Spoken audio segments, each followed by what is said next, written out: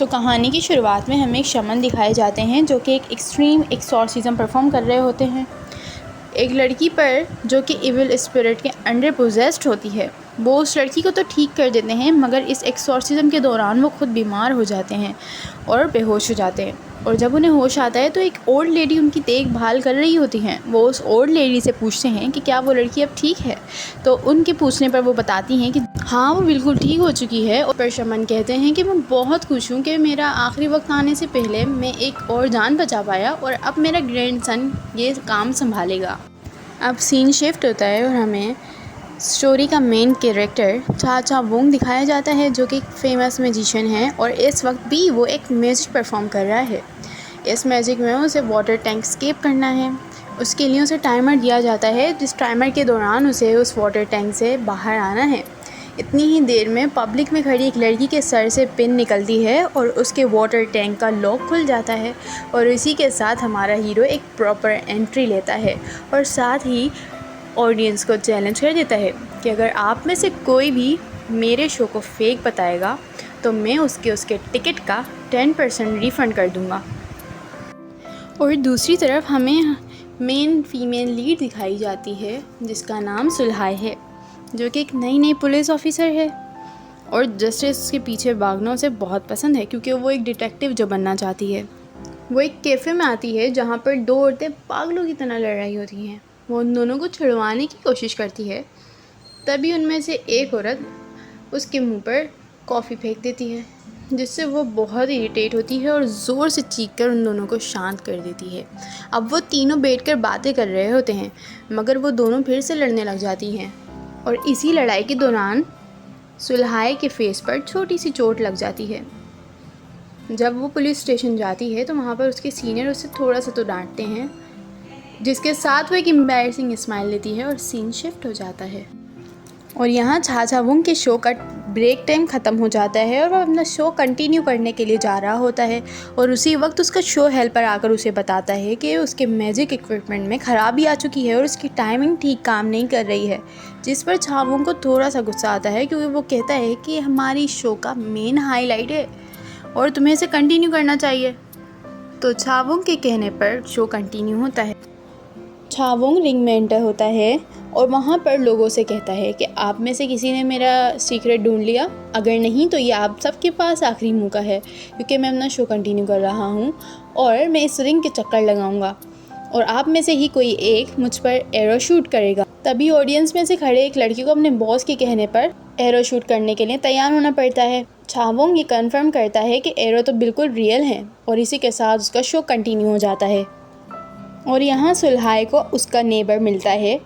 वो बताता है कि वो डैड बनने वाला है और उनकी बातों के दौरान एक औरत का बैग एक चोर लेकर भाग जाता है जिसे छुड़वाने के लिए सुलहाय उसका पीछा करती है और चा वोंग के शो में एंटर हो जाती है। और यहाँ पर चा वोंग का शो ऑलमोस्ट कंप्लीट हो चुका था, बस आखिरी एरो रह गया था।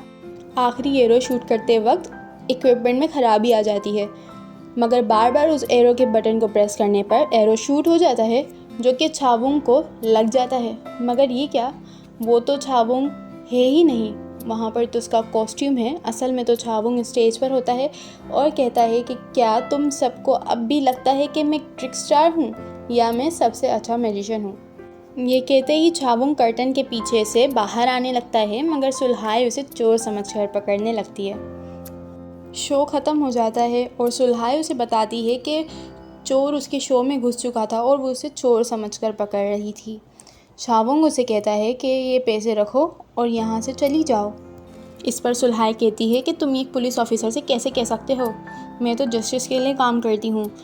चा वोंग उसके जवाब में कहता है कि वैसे ही तुम मेरा बहुत नुकसान कर चुकी हो, मैं 30 सेकंड तक काउंट करूँगा, तुम यहाँ से नहीं गई तो तुम्हें इन सब के पैसे मुझे देने होंगे। तो ये सब सुनकर सुलहाय वहाँ से भाग जाती है और जल्दी में वो अपने हेलमेट के बजाय चा वोंग का हेलमेट ले जाती है और बाहर उसे वो चोर भी नज़र आ जाता है जो कि उस औरत का पर्स लेकर भाग गया था।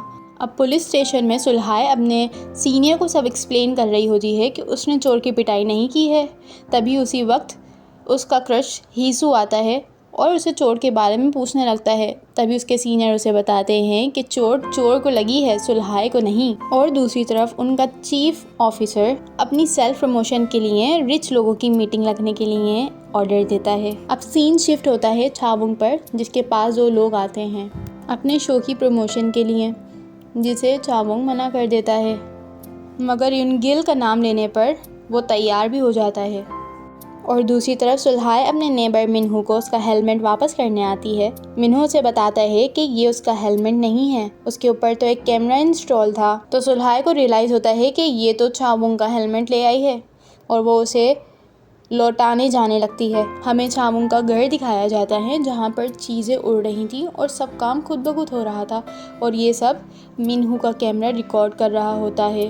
मगर हमें पता चलता है ये कोई मैजिक नहीं बल्कि छावुंग के 3 गोस्ट असिस्टेंट हैं और वो तीनों छावुंग की बुराई कर रहे होते हैं कि सारा काम तो हम करते हैं और शो का हाईलाइट छावुंग बन जाता है।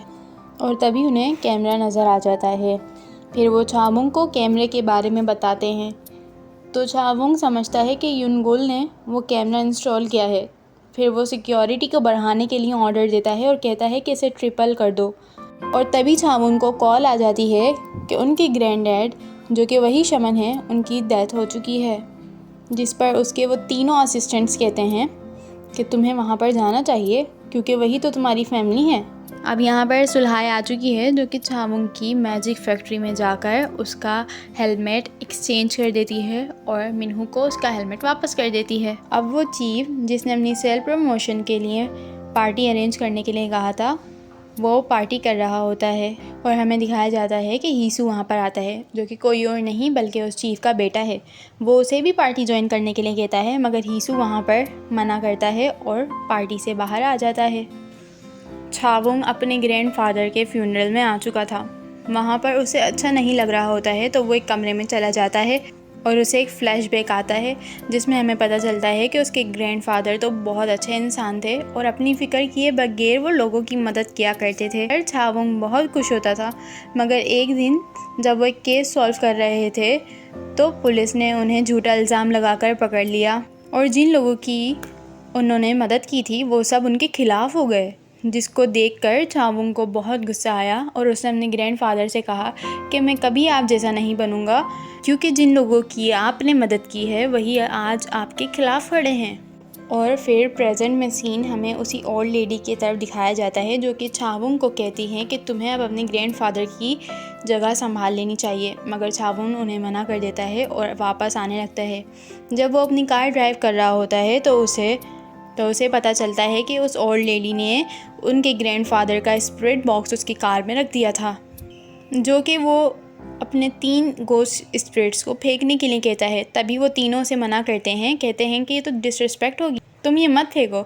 और उन चारों की बहस के दौरान उनके सामने एक इंसान आ जाता है जिसकी वजह से वो गाड़ी मोड़ता है और उसका छोटा सा एक्सीडेंट हो जाता है। जब वो कार से बाहर निकल के देखता है तो वहाँ पर तो कोई नहीं होता। यहाँ हमें मिन्हू बेकरी से अपनी एनिवर्सरी के लिए केक लेता हुआ नज़र आता है, मगर उसके पास पैसे ना होने की वजह से वो कॉर्नेट ब्रेड ले लेता है। और अब हमें ये भी पता चलता है कि जो इंसान छावुंग के सामने आया था वो कोई इंसान नहीं था बल्कि मिन्हू का गोश्त था, जो कि उसे बताता है कि उसका एक्सीडेंट हो चुका है और वो उसकी हेल्प करे। तभी छावुंग उसे कहता है कि किसी शमन के पास जाओ, मैं किसी की हेल्प नहीं कर सकता। और छावुंग उसे छोड़कर चले जाता है। मगर मिन्हू उनका पीछा करते करते छावुंग के घर तक आ जाता है। अब यहाँ घर में छावुंग को पता चलता है कि सुलहाय तो हेलमेट ले जा चुकी है और वो सुलहाय के पास पुलिस स्टेशन पहुँच जाता है। वो सुलहाय से उस हेलमेट के बारे में पूछता है और कहता है कि उस हेलमेट में कैमरा इंस्टॉल था और उसके अंदर मेरे सारे बिजनेस सीक्रेट्स रिकॉर्ड हो गए हैं जिन्हें मैं रिवील नहीं कर सकता और मुझे वो हेलमेट वापस कर दो।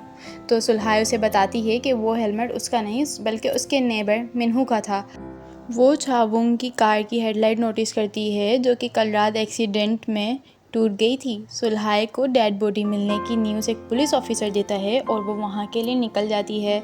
उस साइट पर पहुंचकर वो देखती है कि वहाँ पर मिन्हू की डेड बॉडी है। उसके पीछे पीछे छावुंग भी आ चुका था जो कि अब भी हेलमेट के लिए पूछ रहा था। तो सुलहाय को याद आता है कि उस हेलमेट में तो कैमरा लगा हुआ था जो कि सब रिकॉर्ड कर चुका होगा और वो मिन्हू के एक्सीडेंट साइट पर जाकर उसका हेलमेट ढूंढने लग जाती है। वहाँ जाकर उसे हेलमेट तो नहीं मिलता, मगर मिन्हू की बाइक और कॉर्नेट ब्रेड मिल जाते हैं और साथ ही चावुंग की टूटी हुई हेडलाइट का कांच भी।